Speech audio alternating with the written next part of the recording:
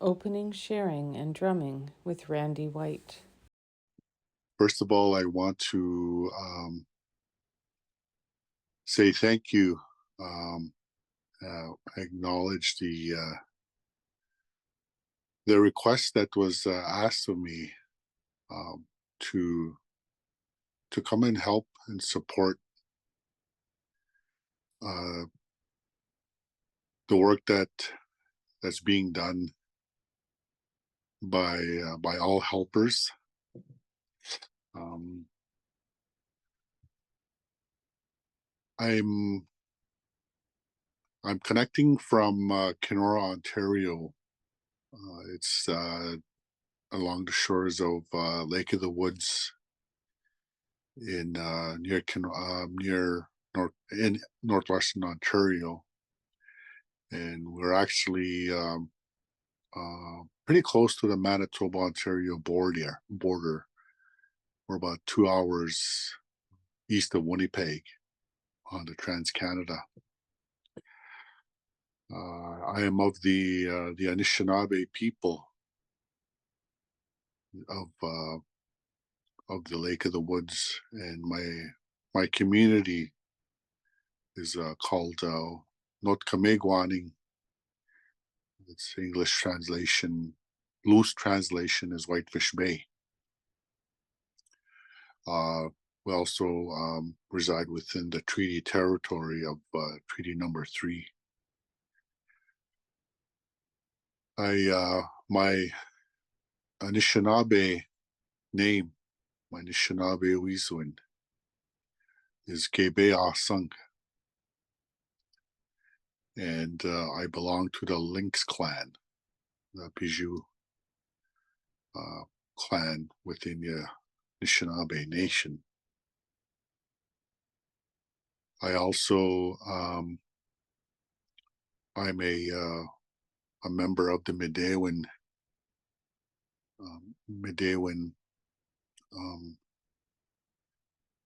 society, I guess some people would call it. But in my thought, I belong to the Midewin, and I'm the oldest of 9 kids, and I am a father of two young adults. My wife is originally from the Six Nations Reserve, which is near Toronto, Ontario, and she is of the Cayuga and Mohawk people of the Longhouse.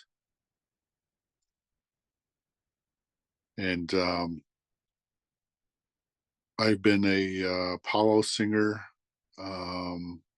for pretty much when I was when I was maybe 3 or 4 years old. I started singing at a fairly young age, which was from what I when I talked with my dad, with my parents, it was kind of unusual at that time to have young people involved with the drum. It was kind of like more the tail end, I guess, the residential school era. Even though it was still pretty much in existence, uh, there was more of sharing of the powwow. As during my childhood years. So we had elders that would come by. The drum, as I was sitting there, I was about 6, 7 years old, and they would give my dad a little gift of something, maybe some junia, some money, and say and they would thank my dad for allowing me to sit at the drum and to be part of uh, the drum. As as the elders used to say back then, there wasn't too many young people involved.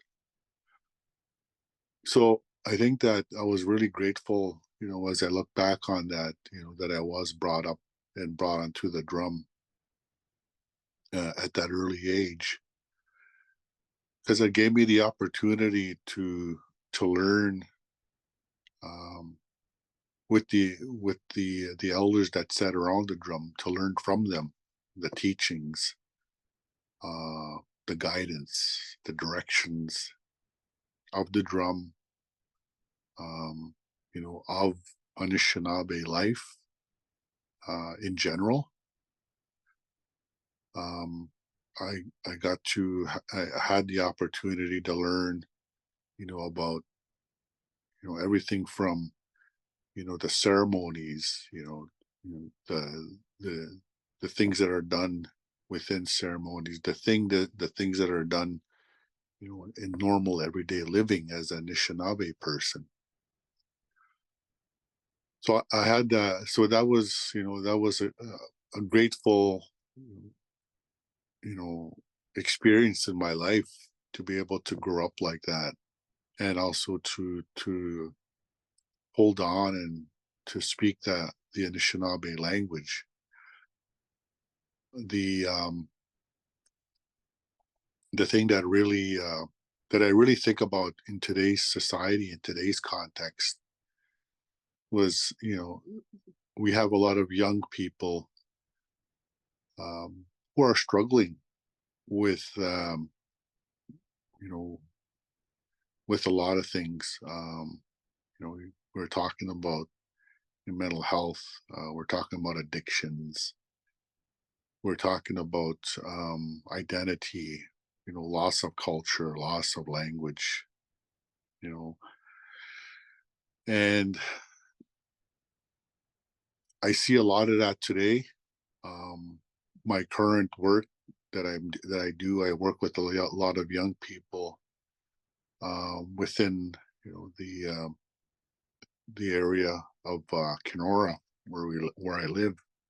We have about 10 First Nations that surround the town of Kenora, that live outside the boundary of Kenora, and just the amount of struggle that I'm witnessing is pretty overwhelming.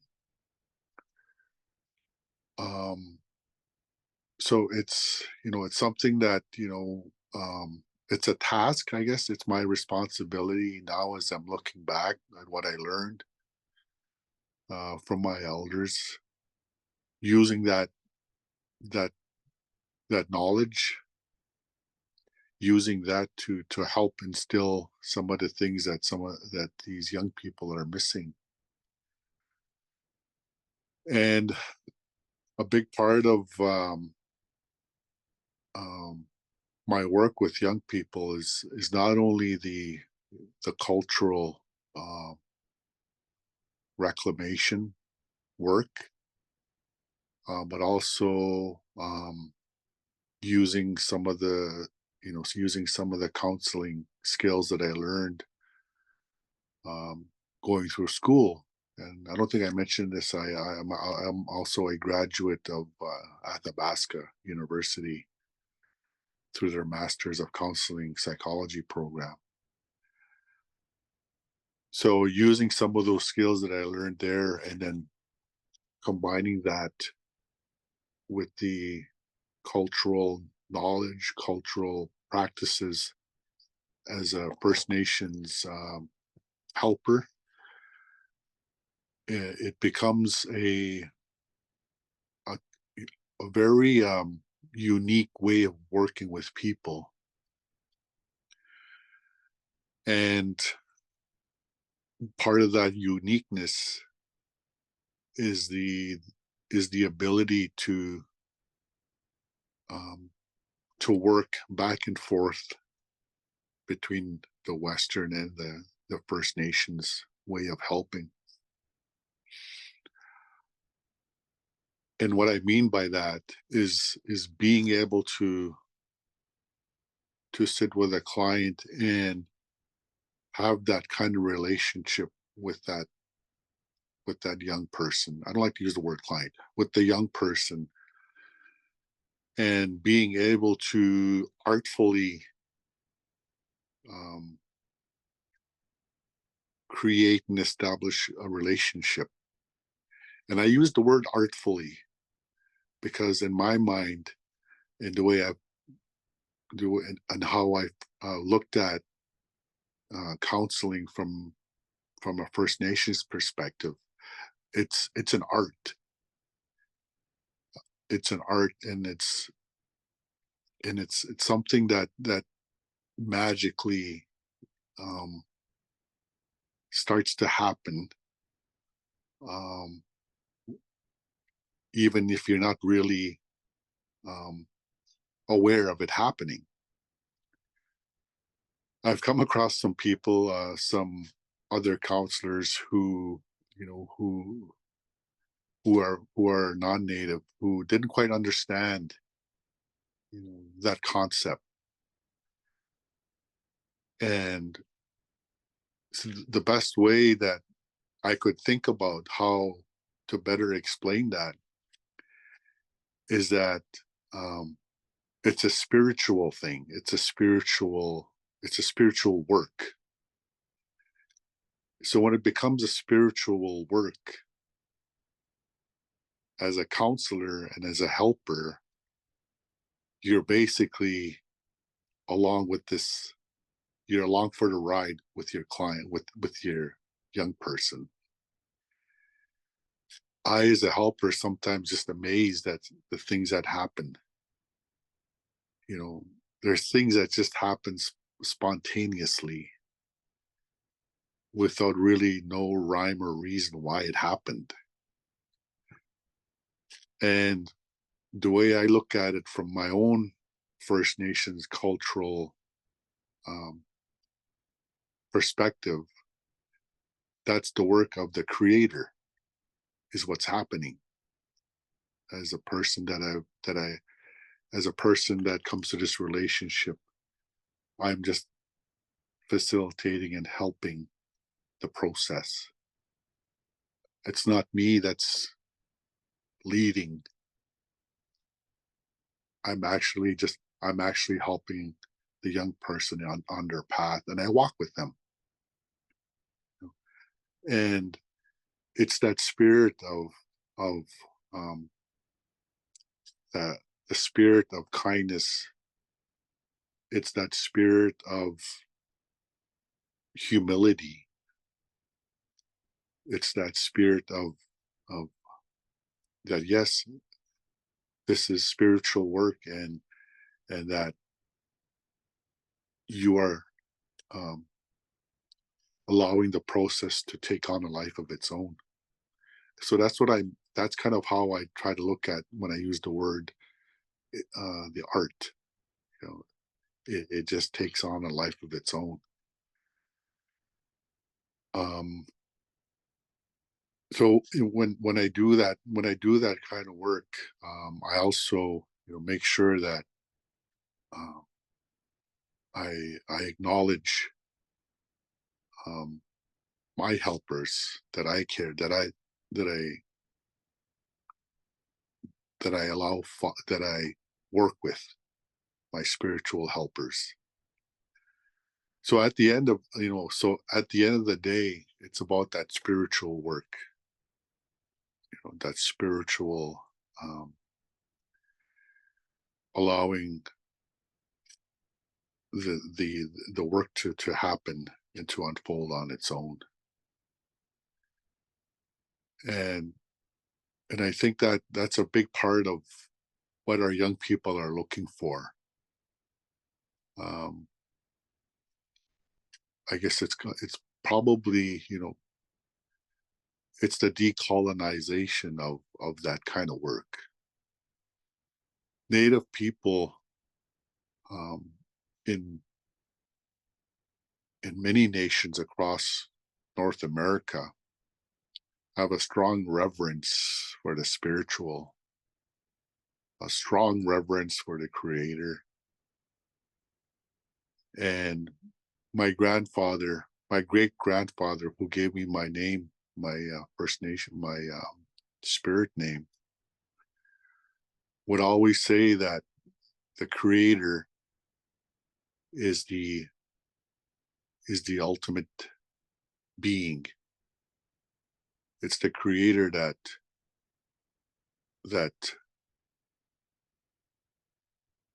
is the giver, and the creator is the one that gives us the things that we need in order to live that good life. And I've always taken that to mean that, if you live that good life of kindness, respect, and those kind of spiritual, um, that kind of spiritual work will be recognized. You live in that good way, you speak in that good way, you you bring, as a person, you bring that positivity to people around you. You bring that good spirit, and yeah, it's just that, yeah, and that becomes the vehicle and how you work. Um, so a lot of these instances, um, I usually, is usually my process and how I work with young people. It's something that I really believe in. I know that this is how my ancestors worked. As a helper within my own organization, I have these discussions with other elders and knowledge keepers, that kind of work is sorely needed in today's context. So much going on in the world, so much happening in our communities, that there's got to be that connection again with ourselves and with the spiritual, um, and and I really believe in that. I really I really see that as a big way to return to what we were given as the original instructions on how to live as human beings on Earth. And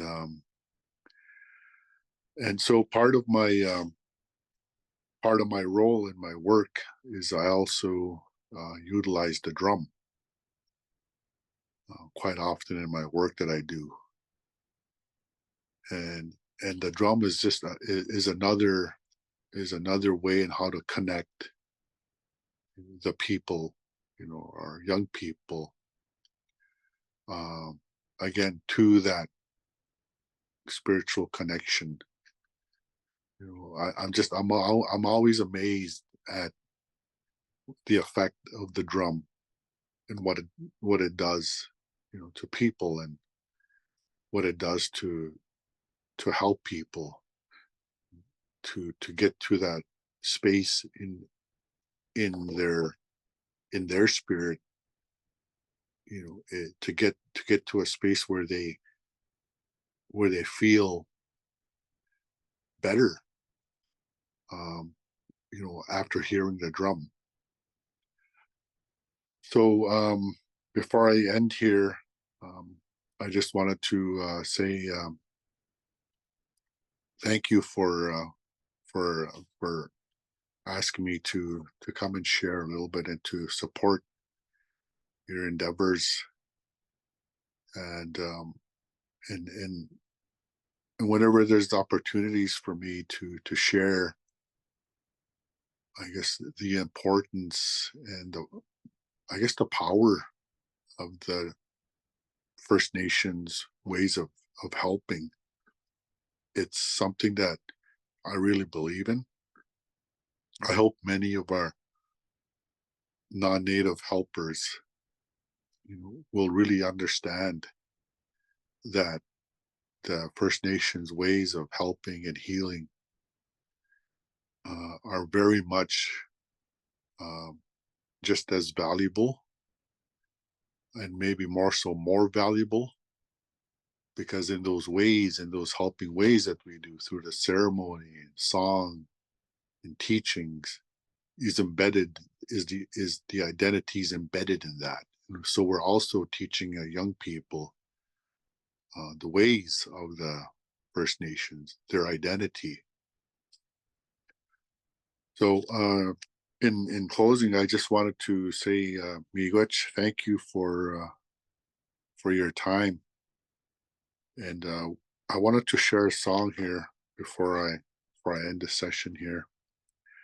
This song here that I wanted to share comes from my community, and specifically one of my teachers, my uncle who passed away a few years ago, and he was very gifted singer. He was a very gifted healer, a helper, and who very much shared the same ideals, the teachings, the perspectives with the people that he worked with.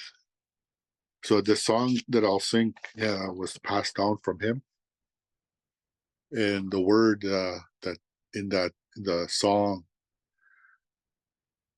talks about how we as human people, as Anishinaabe people, as First Nations people, all people, we are looked after by the spiritual.